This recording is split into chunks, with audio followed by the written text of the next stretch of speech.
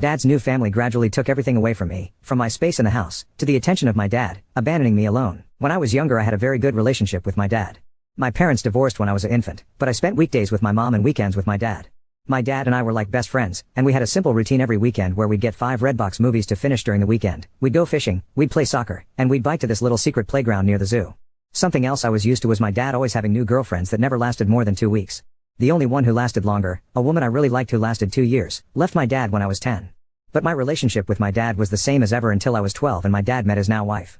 This woman has 2 kids, one older and one younger than me. They moved into my dad's apartment after only 2 weeks.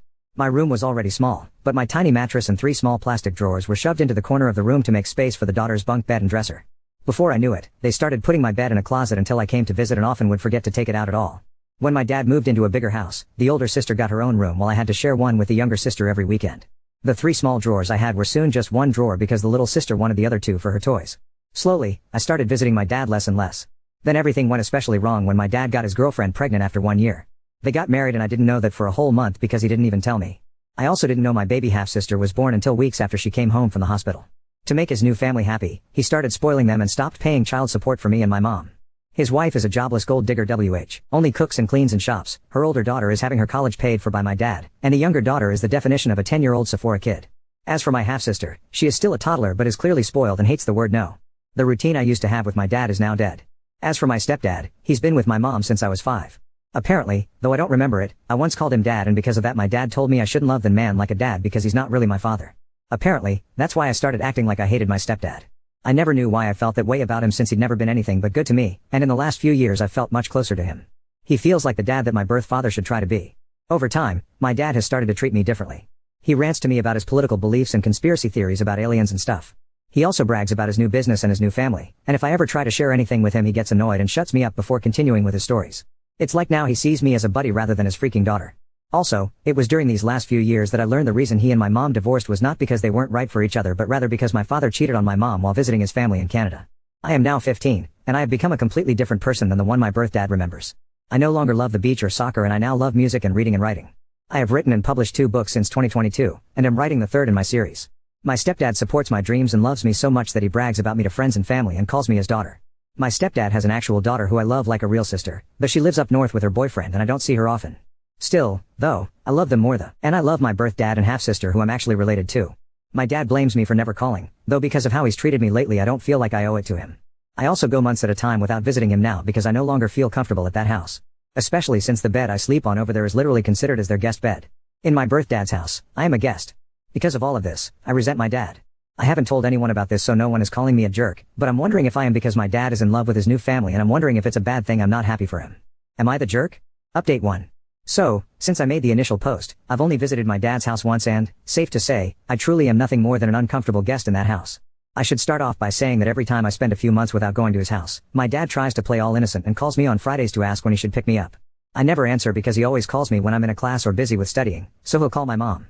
But because he never asks me in advance, I tend to have plans on weekends with my cousins, friends, or just to work on writing since I am still working on my 3rd book and it takes a lot of focus that I can't get in his house. Actually, I'm now just gonna call him Eric. He's honestly not been as much of a dad figure to me as my stepdad has.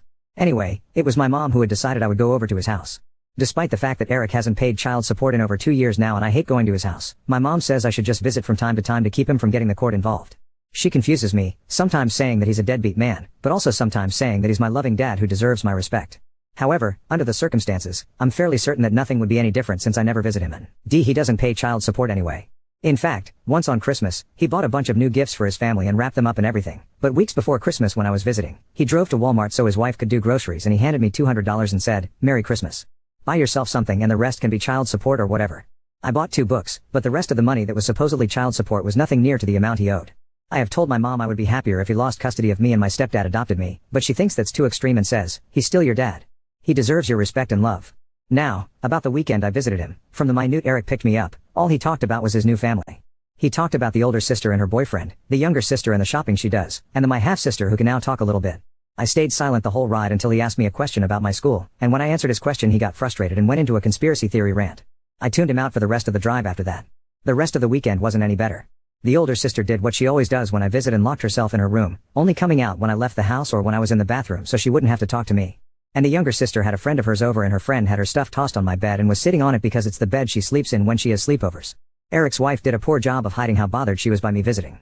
More than once, she has been completely shocked I was visiting because Eric didn't tell her so she couldn't disagree. And also, most of the weekend consisted of Eric taking me and my half-sister to a playground so she could run around with her friends, and I sat on a bench to read but I didn't have much time to myself since Eric kept leaving, and told me to keep an eye on my half-sister who is a wild and fussy kid. I am not a babysitter, and while I am good with kids, that does not mean I enjoy putting my own time aside to look after them when they're not my responsibility. I had to spend 2 days in either pure chaos or discomfort, and I had a talk with my mom about me not wanting to go over there anymore. She said that's fine and she won't force me to go anymore, but since she said that before, I don't believe her. I don't have anyone to really talk to about this, and this whole situation is stressing me out because I don't remember my dad ever being as happy as he is now, and I still sometimes feel like I should be happy for him. I don't know what to do, and any advice on anything I could do would be helpful. Everyone who's commented on my last post so far has said I'm not the jerk and that Eric isn't acting the way a dad should, but he still reaches out from time to time and says I'm his baby girl who he loves. Honestly, I almost cry whenever he says that because it reminds me of how we used to be. Am I overthinking all of this or overreacting? What should I do? Am I the jerk here because I'm not happy for my dad? You should tell your mom the more she forces you to go to your dad's the more it's going to ruin your relationship with her as she's not listening to what you want and how you feel.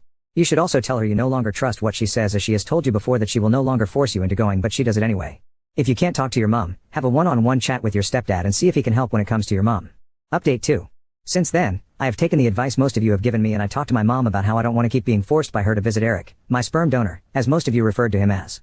Long story short, I'm not 100% sure she won't continue to send me over to Eric's house, but she did wind up sending him texts, shooing him out for not treating me right and telling him to step up and pay his child support.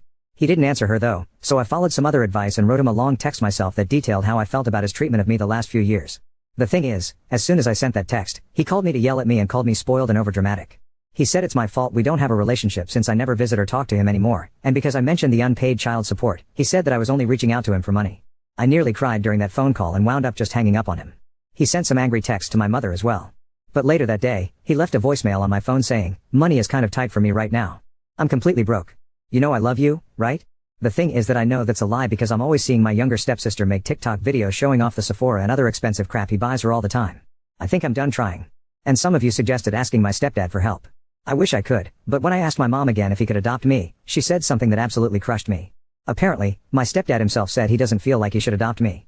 My stepdad is a very kind and sympathetic man, but he's also extremely unconfrontational and thinks it would be like a slap in the face to Eric if he adopted me. Also, because I noticed some confusion about this in the comments on my last update, the reason my parents divorced was because he cheated, but it wasn't with his current wife.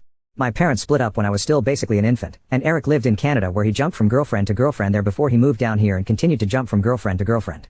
When I was 12, he met and knocked up his wife, Alejandra, and married her without telling me till a month after their courthouse wedding. Also, some of you asked how old I am. I am 15. It feels ridiculous that I have this stress on me at my age, and I can't really talk to anyone about it. I can't talk to my stepdad because he's always working and I'm only ever with him when my mom is there too, and I don't like talking to her because she always tells me that I'm too young to really feel how I feel. The last time I tried to discuss my mental health with my mom, I asked her if I could start going to therapy and she said that therapists are dumb and that I can just talk to her or pray to God if anything is wrong. I'm not super religious, and talking to her about anything serious makes me deeply uncomfortable. It's not that I don't love her, since she is my mom after all, but she's pretty intense and intimidating. My dad has not reached out to me again since his voicemail. Frankly, I don't want to even think about him for a long while now. If he suddenly realizes how badly he screwed up with me and apologizes, then maybe I'll try to rebuild our relationship. As for my stepdad, he may not want to adopt me, but he still calls me his daughter, never just his stepdaughter, and I truly feel loved by him. I love his parents like they're my own grandparents, and his whole family is so warm and loving. I might make another update if anything else happens, but for now I'm just going to focus on school and my books. Maybe now that I understand that Eric really doesn't care that much about me anymore, I can finally focus on finishing my 3rd book. I dedicated my first book to him, and I honestly don't regret it. I dedicated that book to the dad he used to be. It's not like he'll ever read that book since he doesn't think it's smart that I want to be a writer, but I don't care. I'm done. Thank you to everyone who gave me advice and told me I wasn't the jerk. I feel so much better with those reassurances. Thank you. Update 3. A lot of you were saying that I should talk to a school counselor or something. He thing is that I do virtual homeschool, and my mom works from home a lot, so I'm honestly just a bit too scared to try that. Plus, even if I did talk to my counselor without my mom being around to hear, I really don't trust any adults to keep these kinds of things to themselves.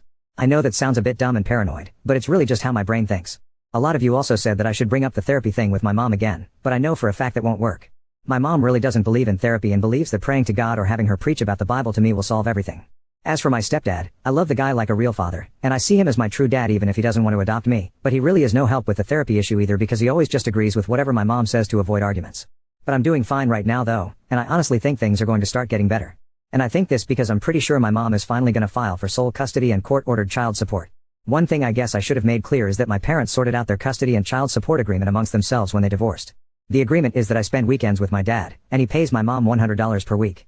I'm pretty sure my dad only stuck to that agreement to keep himself looking good until he could finish his US legalization process, since he used to be an immigrant from Canada. Once he was legalized, he stopped paying child support and began spoiling his new fam. Anyway, I went to my dad's house last weekend. This time, my mom didn't force me, and I actually decided I wanted to go because I wanted to give my dad one last chance. He picked me up from my mom's house, and we didn't get down the street before we were fighting. I was excitedly telling him about a business idea I had where I can make book boxes and sell books with DIY necklaces and hand-painted bookmarks that match book covers, and he was telling me my idea was stupid and unprofitable and a waste of money and time. It was an hour-long drive to his house, and he was getting political or angry over every little thing I said. When I told him I was thinking about applying to colleges like Harvard or University of Chicago in the future, he began to yell about all the dangerous Cuban and Mexican immigrants in Chicago and began saying that Harvard is a waste of time since it's just as good as any other college, but rich people go there, which is why it's so famous. I wound up yelling at him that he can't act so high and mighty over non-white immigrants because he was also an immigrant not too long ago. Also, I never understand why it is my dad is always so racist about Hispanic people when my mom and his current wife are both Latinas. He went on one rant after another, and I was so sick of it that instead of staying quiet like always, I actually argued back. Because of that, my dad spent the whole weekend complaining about my bad attitude. I told my mom about all of this. I think the final nail in the coffin that finally pushed her to want sole custody was when I told her about a rant my dad went on about the difference between men and women. I wound up memorizing and writing down everything he said and texted it to my mom. I asked her not to talk to him about it, but she was pissed at him. Here are some of the things he said. 99% of women want to latch on to rich men. Nearly all women are greedy and unloyal. Men don't like successful and independent women because they're prideful and bossy. It's more important for a wife to respect her husband than it is for him to respect her. It is wrong for wives to make more than their husbands, and so much more. And then he smiled and said, "But you're the exception, pretty girl." There was so much more that happened just last weekend, like him saying some of my guy friends don't count as real men sin, say some of them are gay, and trying to tell me my summer volunteering opportunity in DR is a bad idea since the people there are different, even though my mom's side of the family comes from there. I won't list every annoying thing he did, and I'm finally done. This was his last chance, and he blew it. I just want to say I'm pretty sure my mom is not sending me over anymore. She spent all morning looking for my birth certificate because she's wondering if she needs it for court. She wants to get me full-time, and have my dad pay child support. At the moment, he owes a lot of child support, and having him contribute financially would help me so much with preparing for college. Also, I did not mention the names of my books in the other posts. I didn't share them because I didn't want a bunch of internet strangers seeing my social media tags at the back of the book, but I will share the titles with anyone who DMs me. I will probably make another update if anything else happens. Hopefully, my next update will be after we've gone to court. You are not the jerk. Divorces and parenting are complicated. Your bio dad sounds like a real jerk. He is utterly and completely failing you. I understand why your mom and your stepdad are trying to help you have a relationship with your bio dad. It's one of the things parents are encouraged to do in divorces, because most of the time it's better for the kids. And if your parents had a court order that gave your bio dad visitation on the weekends, then she could be in trouble if you didn't go to your dad's. For your stepdad, he can't adopt you unless your bio dad's parental rights are terminated by a court. And if bio dad fights it, it would be a mess. SD's reluctance to pursue the kind of court battle while you are still legally a minor actually makes sense and, I would strongly bet, has nothing to do with his feelings for you. He shows his love for you and your place in his heart every day. You don't need him to adopt you for to be your father. He already is. Please don't let his concerns about the legal mess trying to adopt you would be make you think he loves you any less. I'm glad your mom is going to go for both full custody and child support. Your bio asshole needs to be held accountable. I'm so sorry for you that you lost your bio dad. He may still be alive, but the father he was is dead. But you did nothing to cause it. He's just putting all his energy into the woman who, I'll say, meets his physical needs and leave it at that. It's an unfortunately common problem. Congrats on your books. It's so impressive.